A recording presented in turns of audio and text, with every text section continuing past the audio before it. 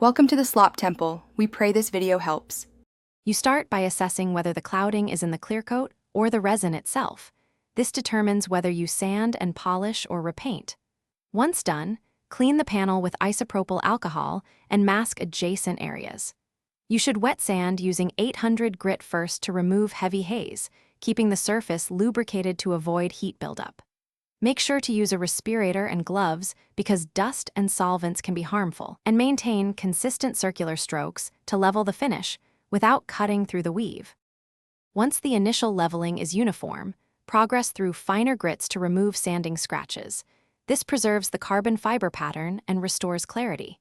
Use 1000 then 1500 then 2000 and finish with 3000 grit, rinsing and inspecting between steps so you only remove what's necessary. After sanding, dry the panel and compound with a heavy abrasive to remove sanding haze, then medium, then fine polish. Each step refines the optical clarity. Make sure to change pads and clean residues to avoid cross-contamination. You finish by applying a thin, even coat of UV-stable clear coat or ceramic sealant to protect the repaired surface and prevent future clouding.